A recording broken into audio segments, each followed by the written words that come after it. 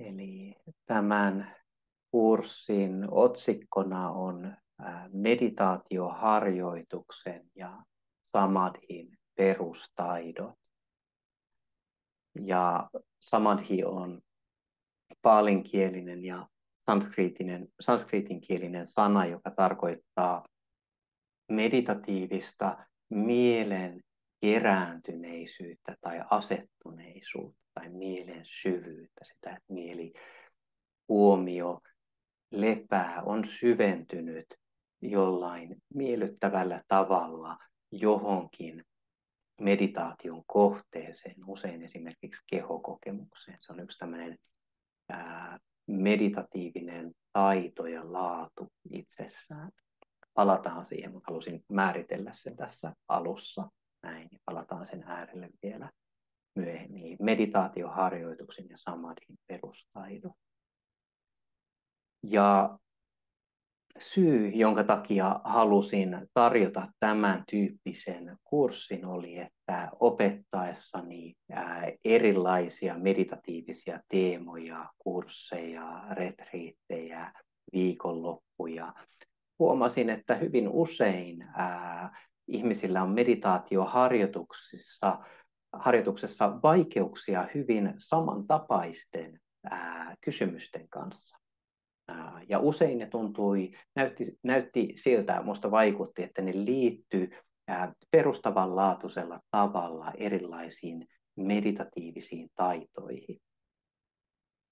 Eli voidaan ajatella, että se, kuinka meditaatioharjoitus avautuu ja syvenee, riippuu muun muassa monista huomion ohjaamisen perustaidoista. Me voidaan vaalia ja kehittää erilaisia taitoja. Tämä on osa sitä, miten buddhalaisessa meditaatioperinteessä puhutaan harjoituksesta, puhutaan erilaisista ominaisuuksista ja laaduista, joita meidän on mahdollisuus vaalia ja kehittää. Eli näihin lukeutuu esimerkiksi kyky ohjata huomio johonkin tiettyyn osaan kokemusta. Kuulostaa hyvin yksinkertaiselta, mutta se, että millä tavoin mä vien mun huomion, millä tavoin mä käännän mun huomion jonkun asian puoleen, oli se sitten kehokokemus tai hengitys tai joku tunnekokemus tai ajatteleva mieli. Kuinka ohjata huomio taitavasti johonkin tiettyyn osaan kokemusta on tietynlainen taito. Tai kyky kehittää huomion vakautta ja jatkuvuutta. Ehkä me onnistutaan, tämä aika intuitiivinen tämä ensimmäinen taito, käännytään jonkun asian puoleen, mutta hyvin nopeasti meditaatiossa saattaa huomata, että mielellä on oma tottumuksensa, oma liikevoimansa, huomio vaeltelee jonnekin muualle, muihin asioihin ja muihin ajatuksiin, kuinka kehittää, kuinka vaalia vakautta ja jatkuvuutta, sitä, että voin pysytellä jonkun asian äärellä. Kyky antaa huomion levätä jonkun kokemuksen osa-alueen äärellä, voidaan sanoa. Tai kyky vaalia huomion hienovaraisuutta ja herkkyyttä. Jälleen tämmöinen olennainen meditatiivinen taito. Me voidaan ehkä virittyä jollekin tasolle meidän kokemusta. Mä voin olla tietoinen jostain, mä voin olla tietoinen tästä näkökentästä ja visuaalisesta havainnosta, siitä mitä mä näen. Mutta mä voin myös kehittää tietynlaista herkkyyttä. Mä voin huomata, mitä mun kehokokemuksessa tuntuu. Mä huomaan, jotkut kehokokemuksen osa-alueet on hyvin ilmeisiä, esimerkiksi kehon paino, istuinta ja alustaa vasten, tietynlaisia hyvin ilmeisiä ja karkeita kehollisia tuntemuksia tai pitkä hengitys tuntuu hyvin ilmeiseltä. Voidaan itse asiassa kehittää huomion herkkyyttä ja hienovaraisuutta niin, että me aletaan huomata kehokokemuksen sisällä myös sellaisia asioita, jotka jäisi meiltä muuten huomaamatta, ja se mahdollistaa meditatiivisen avautumisen ja syvenemisen. Tätä kykyä avautua koko kehon tuntemusten kentälle voi tehdä monella tavoin. Tehtiin yhdenlainen harjoitus tässä, missä kuljetettiin huomiota ja sitten kannustettiin siihen, että me annetaan huomion avautua koko keholle. itse asiassa tämmöinen hyvin olennainen perustaito tukee tosi monia harjoituksia, samadhia, erilaisia oivallukseen ja ymmärrykseen tähtääviä harjoituksia, tunnekokemuksen kanssa työskentelyä, metta, hyvän tahtoisuuden ja myötätunnon harjoituksia. Tosi olennainen harjoitus, on hyödyllistä viettää sen äärellä jonkun verran aikaa ja vaalia sitä. Ei ole mikään semmoinen, monille ihmisille, toki on yksilöistä, mutta ei ole mikään kauhean vaikea taito vaalia, mutta jos sille antaa hiukan aikaa, niin silloin itse asiassa huomattavia seurauksia, että miten meditaatioharjoitus pääsee sitten avautumaan ja syvenemään.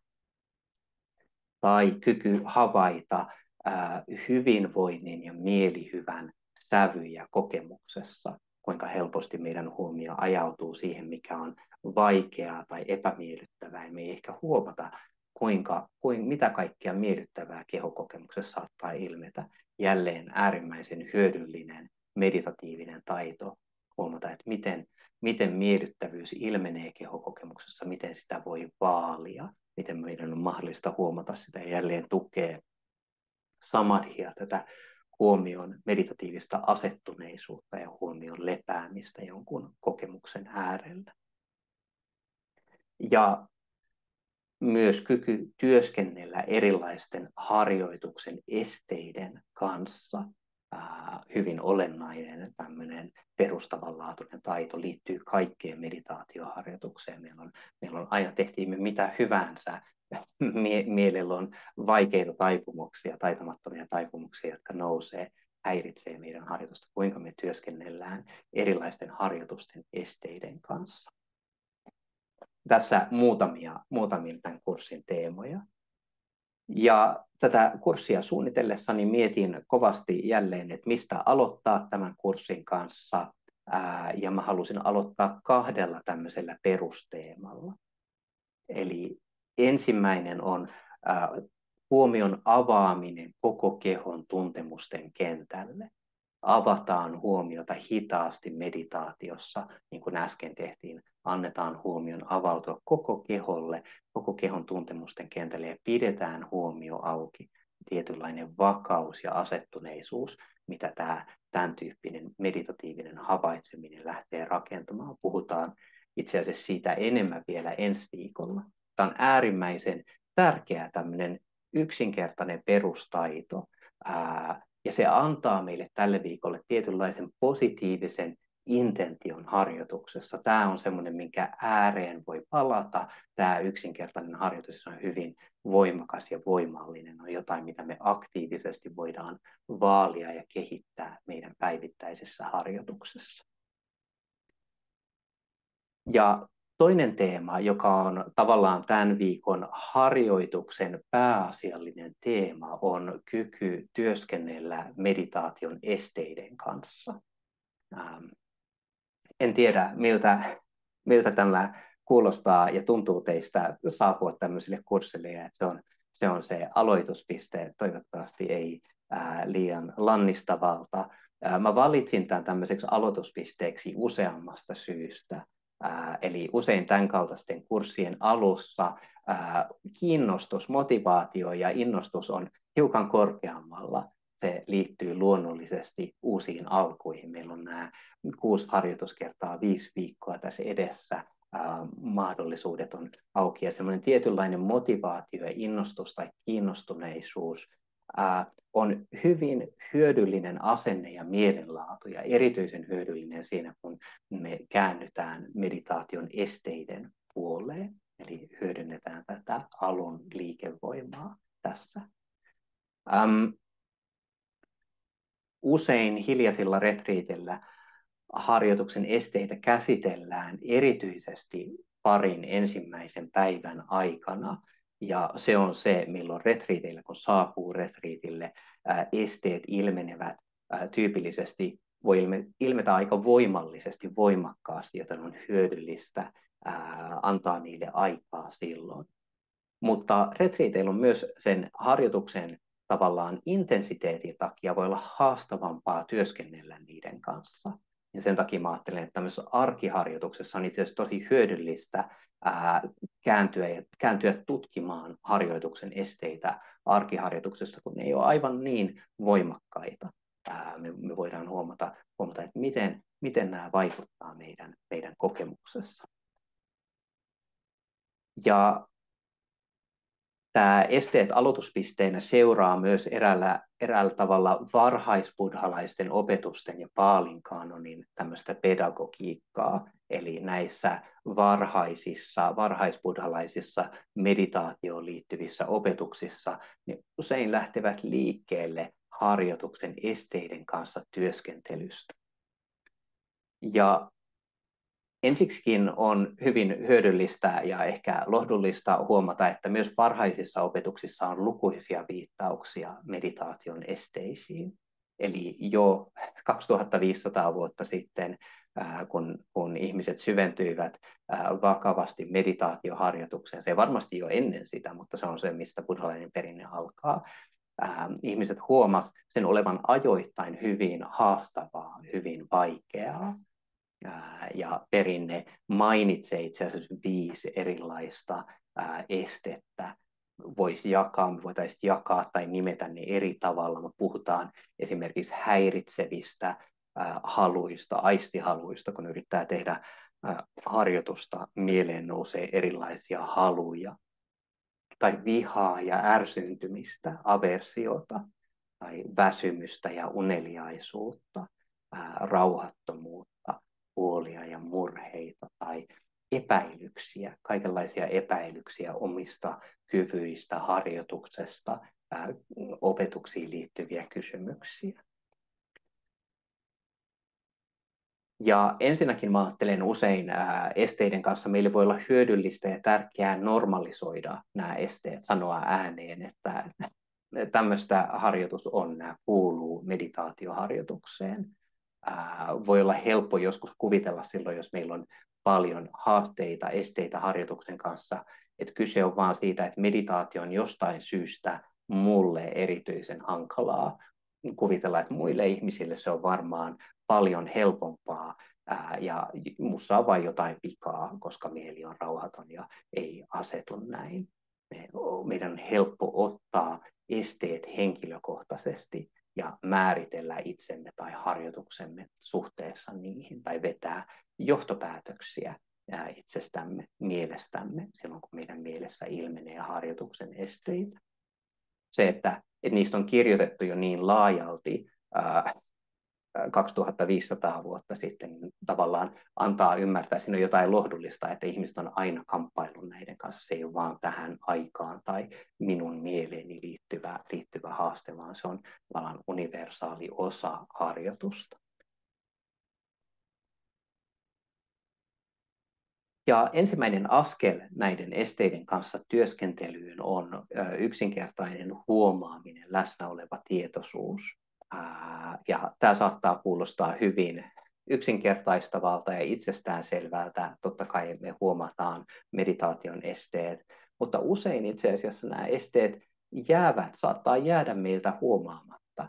On joku semmoinen olo, että meditaatio ei nyt vaan kulje, että nyt se ei ihan toimi, mutta mä en tiedä mistä on kyse. Onkin joku semmoinen hienovarainen rauhattomuus kokemuksessa tai mieli vaeltelee tai ei ihan kiinnosta, mutta me ei huomata, että mistä se johtuu, millä tavoin nämä esteet on aktiivisia meidän mielessä ja meidän kokemuksessa, koska ne on niin lähellä, ne on punoutunut osaksi meidän kokemusta ja osaksi meidän mieltä.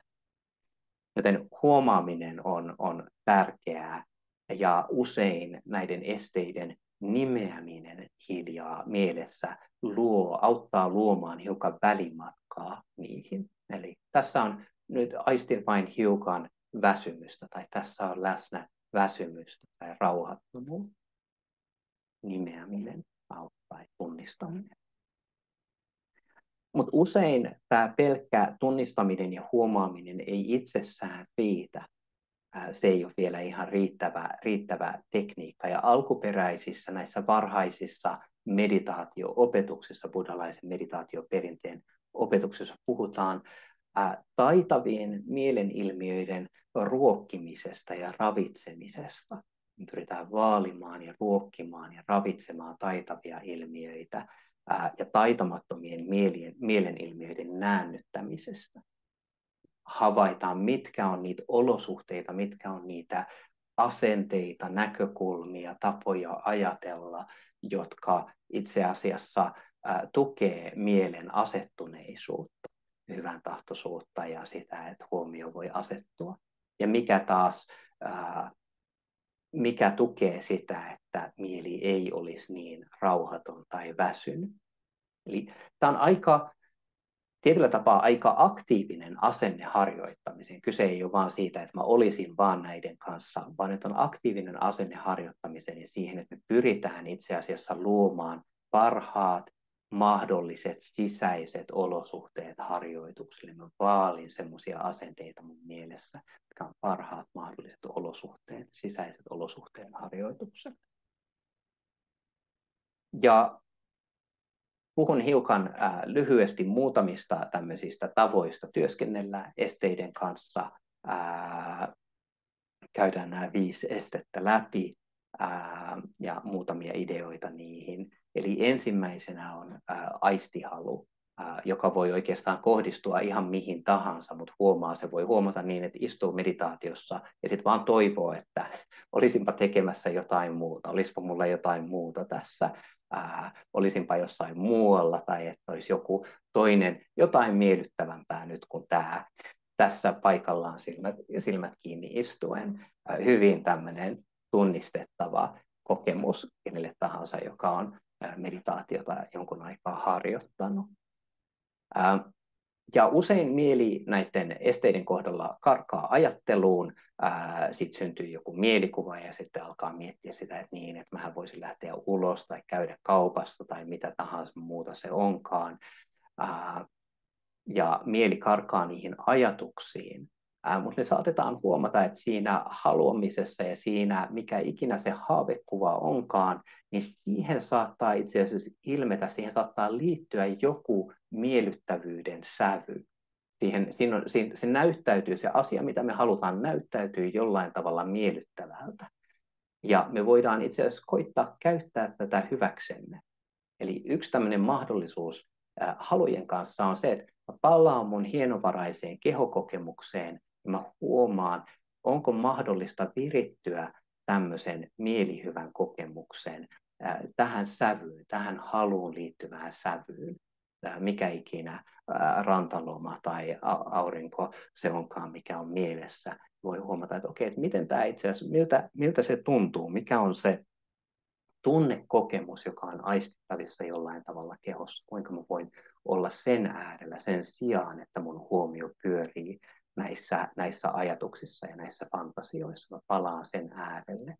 Ja voi antaa itsensä tuntea se hienovarainen miellyttävyys ja jäädä sen äärelle, palata jälleen sen kautta kehokokemukseen. Jälleen yksi tämmöinen tapa, miten tämä huomion avaaminen koko keholle, koko kehon tuntemusten kentälle on hyödyllistä. Me voidaan käyttää sitä eräänlaisena ankkurina ja palata sen äärelle silloin, kun huomio meinaa karata, mieli meinaa karata ajatuksiin ja erilaisiin unelmiin. Tämä on siis yksi tämmöinen aktiivinen tapa harjoittaa.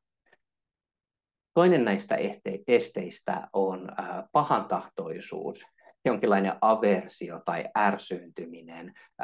Näissä kaikissa on liikkuvat skaalat, että miten ne saattaa ilmetä tai kuinka ne voi kokea kokemuksessaan. Pahantahtoisuus voi olla sitä, että huomaa, että kun on tarkoitus meditoida, niin päätyy johonkin mielen sisäiseen riitaan jonkun muun ihmisen kanssa, palaa johonkin menneeseen juttuun tai johonkin keskusteluun, joka on käymättä, ja sitten on joku semmoinen ärsyyntynyt dialogi, jota päätyy käymään. Ja siinäkin voi olla jotain hyvin tyydyttävää, että pääsee sanomaan sen asian, mitä mieli haluaa sanoa. Mutta useimmitenkaan se ei auta meditaation syvenemisessä. Se, että vaikka siinä voi hyvin viettää aikaa, niin se usein lietsoo vaan lisää ärsyytymistä ja aversiota. Tai se voi olla vaan semmoinen hienovarainen ärsyyntyminen, semmoinen, että nyt mua ei vaan huvita tehdä tätä harjoitusta, tai mitä ikinä se onkaan, on semmoinen joku mielen kireys. Näihin usein vastalääkkeenä on jälleen ensinnäkin se kehokokemuksen ääreen palaaminen sen huomaamisen jälkeen, Ja sitten vastalääkkeinä voi olla vaalia hyvän tahtoisuutta tai ystävällisyyttä. Tai joskus joku semmoinen mahdollinen huumorintajun tuominen saattaa myös olla voimakas vastalääke. Voidaan huomata, kuinka ärsyyntymisen tai aversion myötä hyvin usein, hyvin nopeasti kaikki keveys, kaikki lämpö ja huumorintaju vaan haihtuu kokemuksesta. Siitä ei ole jälkeäkään yhtäkkiä, kun mieli on hyvin vakava tämmöisessä tilassa, ja me voidaan työskennellä sen kanssa, että muistuttaa, että itse asiassa voisin tuoda tähän vähän lisää hyvän tahtoisuutta. Mä voin tehdä ehkä muodollista mettaharjoitusta, jos se on tuttua, toivoa itselleni tai jollekin muulle ihmiselle hyvää, tai yksinkertaisesti muistuttaa itseään hyvän tahtoisuuden ja ystävällisyyden laaduista, keveyden laaduista, ja muistuttaa, että okei, että mä tuon sen tähän mun katseeseen, mun läsnäoloon hiukan lisää lämpöä, hyvän tahtoisuutta. Hyvin. Jälleen tämmöinen yksinkertainen, intuitiivinen harjoitus, mutta voimakas, ja se vaatii sen, että meidän täytyy aktiivisesti muistaa tehdä se ja huomata, että tässä on itse asiassa hienovaraista ärsyyntymistä läsnä, hienovaraista pahantahtoisuutta läsnä. Kolmas este on väsymys ja uneliaisuus, hyvin tyypillinen tähän aikaan vuodesta. Voidaan usein ilmenee jälleen kehossa ja kehon läpi. Uneliaisuus ja väsymys voi tuntua raskauden tunteena kehossa, silmissä, raajoissa, kaikkialla kauttaaltaan semmoinen diffuusi uneliaisuuden tunne kehokokemuksessa. Me voidaan työskennellä tämän kanssa kehon kautta. Kehon ja mielen yhteys on hyvin, hyvin syvällinen. Me voidaan kokeilla pidentää hengitystä, antaa sen energisoida. Ja tähän ei useimmitenkaan auta vain 1 tai 2 lyhyempää tai pidempää hengitystä, vaan voidaan pysytellä kevyesti pidennetyn sisään- ja uloshengityksen äärellä vaikka 10 minuuttia tai 15 minuuttia, kokeilla miltä se tuntuu. Voi myös oikaista asentoa. Usein asento hiukan lähtee luhistumaan, romahtamaan siinä väsymyksen kanssa. Tuntuu siltä, että keho haluaa käpertyä myös. Voidaan avata meidän kehoa, oikaista asentoa ja huomata, kuinka se vaikuttaa. Otan oikein ryhdikkään asennon ja annan sen vaikuttaa mun mieleen. Voi myös avata silmät. Ei tarvitse meditoida silmät kiinni. Voi laittaa valoja päälle. Valolla on huomattava vaikutus meidän vireystilaan. Tästä on paljon mielenkiintoista tutkimusta. Ja usein, jos on hiukan taipumusta väsymykseen tai olosuhteet on muuten semmoiset, jos istuu hyvin hämärässä huoneessa, se tukee sitä nukahtamisen prosessia tai tukee uneliaisuutta. Eli voi laittaa valot päälle tai voi joskus kuvitella valon, voi olla vielä tehokkaampaa. Mä kuvittelen hyvin kirkkaan valon, annan sen hohkaan, voin kuvitella mun kehon tämmöisenä valoa hohkavana kehona. Tapa työskennellä uneliaisuuden kanssa ja väsymyksen kanssa. Tai me voidaan energisoida mieltä pitämällä mielessä valppauden ja energisyyden intentiota. Mulla on semmoinen intentio. Nyt kun mä puhun siitä, mä huomaan sen itse asiassa mun intentio siihen, mä pyrin olemaan mahdollisimman valpas ja hereillä. Ja se on se, mitä kohti mä ohjaan mun mieltä aktiivisesti sitä kohti. Joskus sekin voi auttaa näiden kaikkien muiden ohella. Ja toki väsymykseen vaikuttaa myös monet muut seikat. Jos meillä on nukuttu tarpeeksi, on hyvin luonnollista, että kokee väsymystä ja sitten tietää, että okei, tämä on se, mistä se johtuu. Silti voi olla mahdollista itse asiassa harjoittaa taitavasti sen kanssa ja löytää semmoinen sopiva vireystila. Ja toki tähän aikaan vuodesta valtaosa meistä on varmaan pohjoisella pallonpuoliskolla voi tarkistaa, saako tarpeeksi auringonvaloa, D-vitamiinia, juoko tarpeeksi vettä. Nestehukka vaikuttaa usein väsymyksenä ja uneliaisuutena. Onko mahdollisuus harrastaa tarpeeksi jotain kevyttä liikuntaa, niin voi huomata, että sekin itse asiassa energisoi, tukee valppautta. Ei ehkä juuri juuri siinä hetkessä, mutta muuten niin sit voi huomata, että itse asiassa vaalii tämmöistä ja pitää huolta niistä ulkoisista seikoista, jotka tukee mielen kirkkautta. Muutamia tämmöisiä ehdotuksia. 4. este on, että on vielä 2 lisää, rauhattomuus ja huoli. Eli rauhattomuus, se, että huomio ei tahdo asettua mitenkään, minkään vaeltelee jonnekin. Huoli ja murehtiminen yhdistetään tähän buddhalaisessa perinteessä, se, että mieli pyörii jossain vaikeissa asioissa, haastavien asioiden kanssa. Jälleen tässä voi käyttää hyväkseen kehoa, pidennettyä hengitystä ja erityisesti uloshengitystä rentouttamiseen.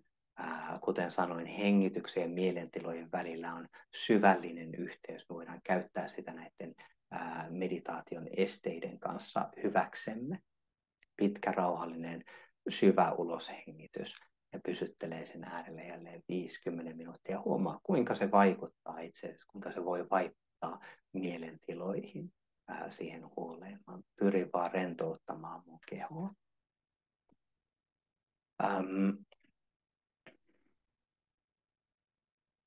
Usein murehtiminen ja huolet voi olla erityisen huoleensa vetäviä. Mieli voi muodostua sellainen tietynlainen addiktio tai sellainen, että siinä on jotain se kaappaa meidän mielikuvitukseen, se huoli tai murhe. Voi olla hyödyllistä pysähtyä miettimään, mitä hyötyä tästä huolehtimisesta on. Useinhan meillä on sellainen intuitiivinen ajatus tai kuvitelma siitä, että jos mä murehdin tätä tarpeeksi, niin sitten se ratkaisee tämän asian jollain tavalla. Mutta jos ette ole kokeillut, voitte luottaa. Mä oon murehtinut paljon kaikenlaisista asioista. Se ei ole tyypillisesti auttanut niiden asioiden ratkaisemiseen. Usein ne asiat ei ole koskaan toteutunut semmoisina kuin mitä niistä on huolehtinut. Voi reflektoida tätä hiukan ja miettiä, että mitä seurauksia, mihin tämä johtaa, jos mä tässä meditaatiossa vietän seuraavat 25 minuuttia tai 45 minuuttia tätä asiaa murehtien. Auttaako se millään tavoin minua tai ketään muuta tähän asiaan liittyvää? Ja hyvin todennäköisesti ei millään tavoin. Ja se voi, joskus tämän tyyppinen selkeys ja reflektio voi auttaa siinä, että mä päätän, että nyt mä päästän itse asiassa tästä irti. Mä huomaan, että on vaan murehtimista. Mä palaan kehon äärelle, hengityksen äärelle. Jälleen tässä tunnistaminen ja huomaaminen on olennaista. Ja 5. ja viimeinen näistä esteistä tästä kuvauksesta on epäilys. Eli tässä puhutaan tietynlaista lamaannuttavasta epäilyksestä, joka nousee meditaatioharjoituksessa. Eli se voi olla sellainen jonkinlainen päättämättömyys, epäilys siitä, että mitä mun kannattaisi tehdä. Kannattaako mun tehdä tätä harjoitusta vai jotain muuta harjoitusta? Tai epäilyksiä itseen liittyen tai siihen tekniikkaan liittyen tai harjoitukseen liittyen. Eli puhutaan tietynlaisesta taitamattomasta, lamaannuttavasta epäilyksestä. Taitavalla kyseenalaistamisella ja kriittisellä mielellä on mun mielestä tärkeä paikkansa meditaatioharjoituksessa. Sille täytyy olla tilaa, mutta sillekin voi antaa tilaa sen muodollisen meditaatioharjoituksen ulkopuolella. Että jos on jotain semmoisia tärkeitä epäilyksiä, niin voi päättää, että okei, itse asiassa tämä on asia, jonka äärelle mä palaan, näiden teemojen äärelle mä palaan muodollisen meditaation ulkopuolelle ja todella mietin, että mistä tässä on kyse tai selvitän lukemalla, keskustelemalla tai miettimällä itse, että mistä tässä on kyse, mikä mua epäilyttää tässä. Se voi olla myös tervettä epäilyä, mutta se ei tue meidän muodollisen meditaatioharjoituksen syvenemistä, niin voidaan laittaa se syrjään muodollisen harjoituksen aikana. Ja jälleen tässäkin on hyvin olennaista se, että tunnistaa tämän epäilyksen epäilykseksi. Ja usein siinä auttaa myös se, että meillä on selkeä käsitys, jos se epäilys sisältyy esimerkiksi meditaatioharjoitukseen, että on selkeä käsitys siitä, että mitä harjoitusta mä olen itse asiassa tekemässä ja miksi. Minkä takia mä haluan harjoittaa ja mikä tämä meditaatiotekniikka on. Usein epäilyksille on vielä enemmän tilaa, jos on vähän semmoinen epämääräinen olo siitä, että mitä mä teenkään mun harjoituksessa. Eli tunnistaminen ja se, että voin palata näiden äärelle myöhemmin ja palata jälleen meditaatioharjoitukseen tässä ja nyt. Ja tässä siis vaan muutamia tämmöisiä ehdotuksia. Te varmasti löydätte lisää. Teillä saattaa olla omia toimivia strategioita siihen, että kuinka työskennellä erilaisten esteiden kanssa. Ja itse asiassa kaikkien näiden haasteiden ja esteiden kanssa työskentelyyn sisältyy ymmärryksen ja erilaisten oivallusten mahdollisuus.